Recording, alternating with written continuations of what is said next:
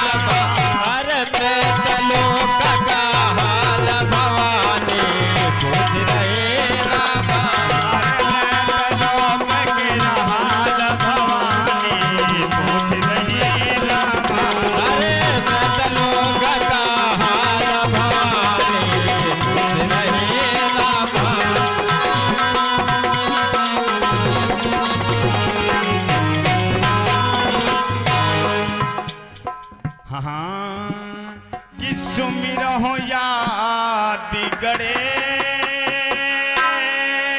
क्या बात है? सरस्वती मात मनाई। ओ भैया गुरु चरण धर्म ध्यान कथा विस्तार सुना।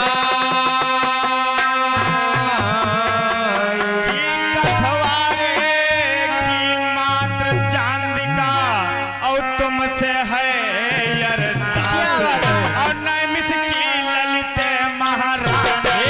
नैमिष की ललित महारानी।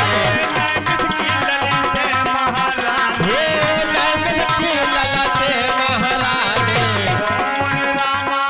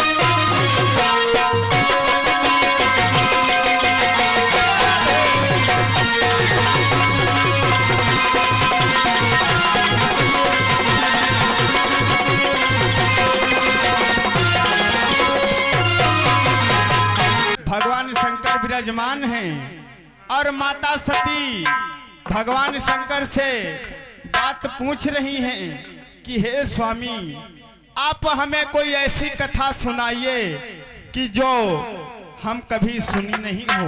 वाह। आज भगवान शंकर कहने लगे कि हे प्यारी आप स्नान करके आइए और मैं आपको कथा सुनाता हूँ। जय हो। तो देखिए होता क्या है। क्या है? हाँ कि बैठे कैलाश के माही सती संग शंभु भवानी भैया गई समय कछु बीती भवानी कहें सुनाई कि मृत लोक का हाल सुनावो सुनो पिया मोरी बात। क्या बात है? और तब शंकर जी कहने लागे तब शंकर जी कहने लागे तब शंकर जी कहने लागे तब शंकर जी कहने लागे ओम मोरे रामा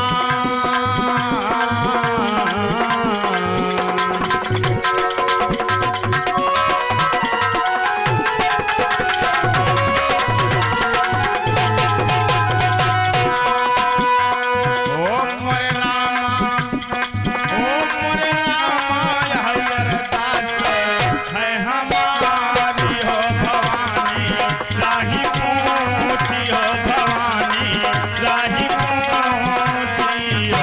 मोरे रामा ऐ मोरे रामा हो मोरे रामा बैठ कैलाश तेरे माहे हो भवानी राहे पोछी हो भवानी राहे पोछी हो मोरे रामा मृत्युलोक के रहाल हो भवानी राही पूछी हो भवानी राही पूछी हो। ऐ मोरे रामा व्रत लोग के रहाल हो भवानी राहे पोछी हो भवानी राहे पोछी यानी आज भगवान भोलेनाथ से मां भवानी कहने लगी कि हे स्वामी आप कोई कथा हमें मृत्युलोक की ऐसी सुनाइए कि जो हम कभी सुना ना हो। आज भगवान शंकर कहने लगे कि हे प्यारी आप कथा सुनो। आज मां भवानी स्नान कर कर आ जाती हैं और भगवान शंकर के पास में बैठ जाती हैं। आज भगवान शंकर कथा सुनाना आरंभ कर दिया। तो देखिए होता क्या है। क्या है? हाँ कि शिव शंकर भगवान सती से कहा सुनाई अरे बैठो आसन मारी कथा हम रहल सुनाई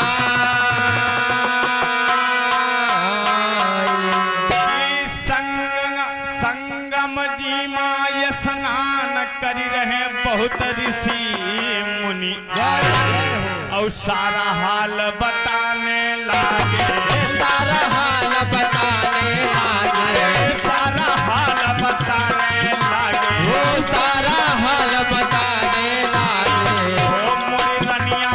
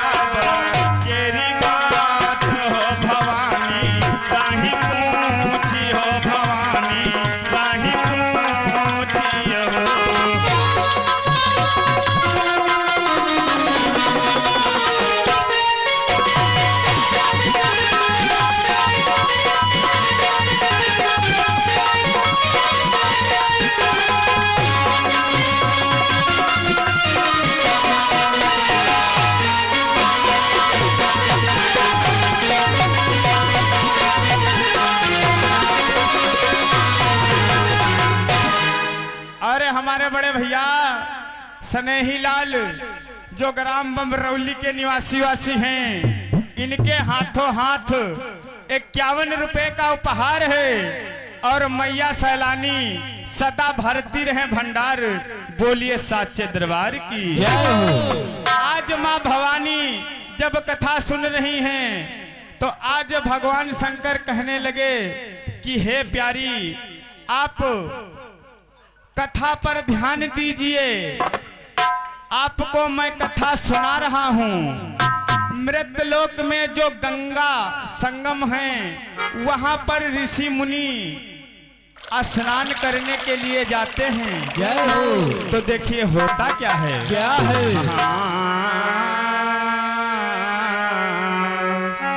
कि करें ऋषि स्नान नदी के अंदर भाई, और लहस बहत एक आवे नजर सब देखें उठा, कि अपने मन में ऋषि मुनि सोचे और करवे कौनी उपाय। अपने मन में ऋषि मुनि सोचे और करवे कौनी उपाय। और धीरे धीरे लाश बहत है, धीरे धीरे लाश बहत है, धीरे धीरे लाश बहत है, धीरे धीरे लाश बहत है। ओ मोरे रामा भैया मोरे याद कर रही है आए, कि भैया मोरे याद कर रही है आई, भवानी पूछ रही रामा। भैया मोरे आगे रहे हैं, भवानी पूछ रहे हैं। भैया मोरे याद कर रही आई, भवानी पूछ रही रामा।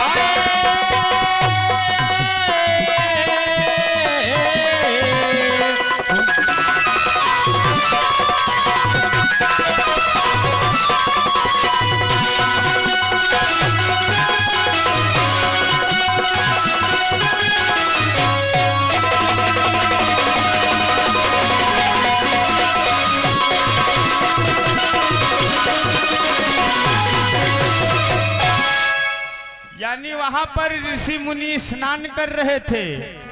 हेलो।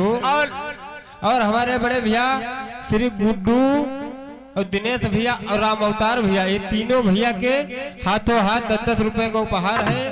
मैया सैलानी सदा भरती रखे भंडार, बोल दे साचे दरबार की जय हो। आज जब वहां पर ऋषियों ने देखा कि इस नदी में बहती लाश आ रही है, आज मन में विचार करते हैं कि ये किसकी लाश है जो बीच धार में बहती आ रही है। आज सब ऋषि इकट्ठा होकर उस लाश को देखते हैं जय हो।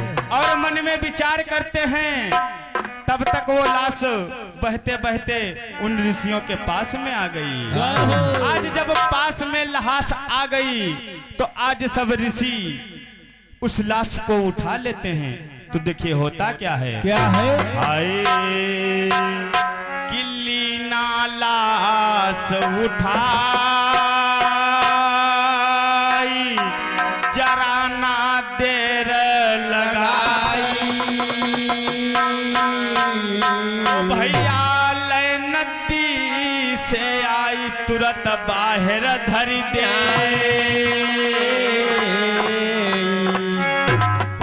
ऋषि अपने मन सोचे कि जिंदा है ये लाश, और लाश खोल के देखन लागे, खोल का देखन लागे, लाश खोल का देखन लागे, लाश खोल का देखन लागे। मोरे रामा ओ मोरे रामा गए बहुत घबराई हो। ओ मोरे रामा देखी कगाए घबराई हो। भवानी राही पूछी हो, भवानी राही पूछी हो।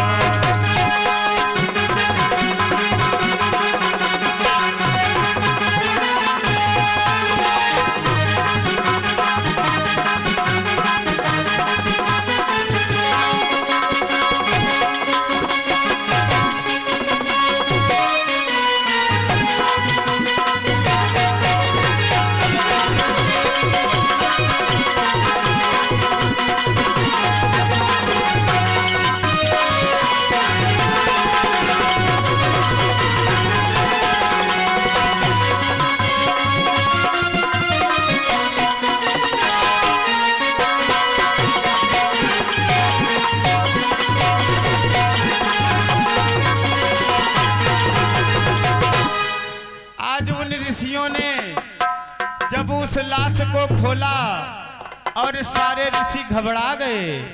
उन्हें ये मालूम पड़ा कि ये लाश जीवित है। जय हो। अरे हमारे बड़े भैया रामविलास जो ग्राम बमरौली के निवासी हैं, इनके हाथों हाथ 51 रुपए का उपहार है। और मैया सैलानी सदा भरती रहे भंडार। बोलिए साचे दरबार की जय हो। उस लाश को खोलना शुरू कर दिया और जब लाश को खोल लिया तो उसमें से इतनी चमकीली, अरे हमारे बड़े भैया ननकऊ जो ग्राम बमरौली के निवासी हैं, इनके हाथों हाथ 51 रुपए का उपहार है। और मैया सैलानी सदा भरती रहे भंडार। बोलिए साचे दरबार की जय हो। जब लाश को खोला तो उसमें से इतनी चमक निकली कि आज ऋषि सब घबरा गए। तो देखिए होता क्या है। क्या है? कि देखें खोली जब लाश चांदनी सी चमक दिखाई और ऋषिवर करें विचार समझ कुछ आवत आवतना कि हाथ पकड़ी का देखन लागे मनमह करें विचार। हाथ पकड़ का देखन लागे मनमा करे विचार। हाथ पकड़ का देखन लागे मनमह करें विचार। मनमा करे विचार मोर रामा मनमा करे विचार हो मनमा करे विचार। का मालूम पड़ रहा हैया और हमका मालूम पड़े मोर भैया जीवित हैया लाचा भवानिया पूछ रही रामा जीवित है यहाँ रात भवन रहे। अरे भैया जीवित है यहाँ लाचा भवानिया पूछ रही।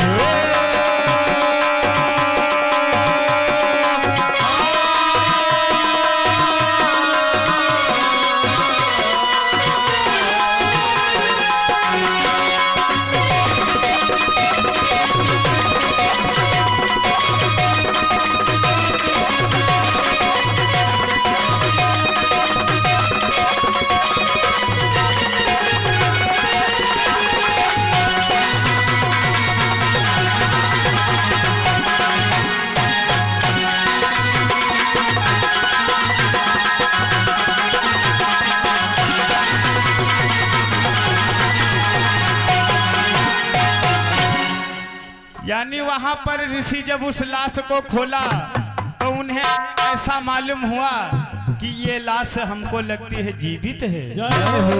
कौन ऐसा वीर है दुनिया में, कौन आदमी है जो जिंदा लाश को नदी में बहा दिया।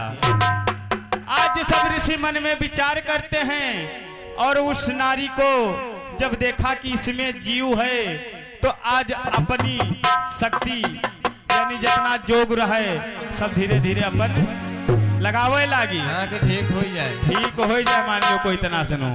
आज वो नारी जब ऋषियों ने इतना सा काम किया आज वो उठकर बैठ गई। तो देखिए होता क्या है। क्या है? हाँ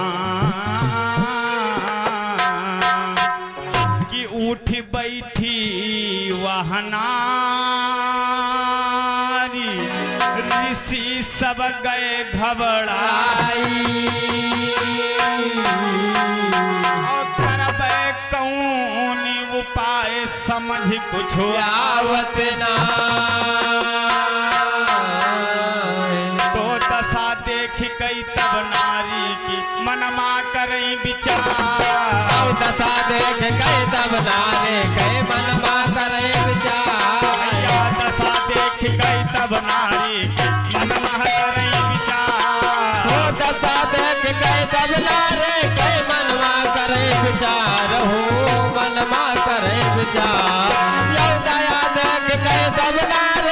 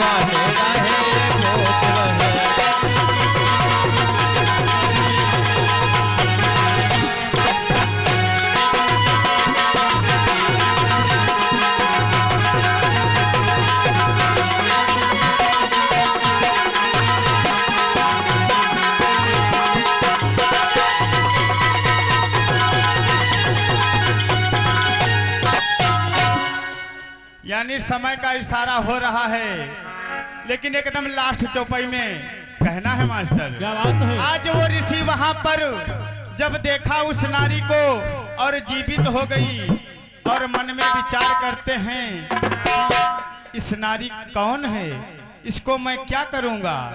तो आज सब ऋषि एकत्रित होकर आपस में बात करते हैं। तो देखिए होता क्या है, क्या है? कि सब ऋषि मिल गए, आई रहे सलाह मिलाई और नारी का कहाँ ले जाऊं, बड़ा है सोच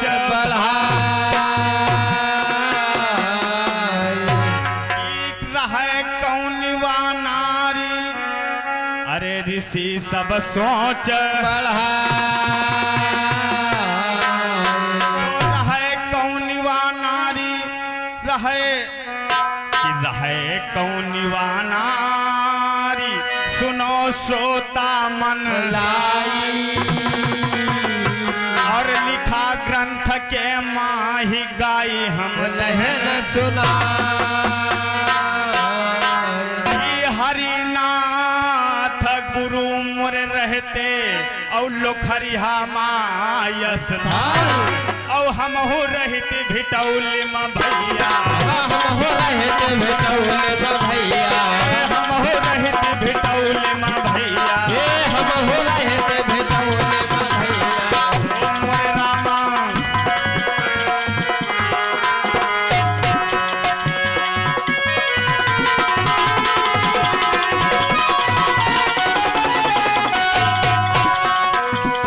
ओ मोर रामा कन्हैया लाल भवानी पूछ रही राम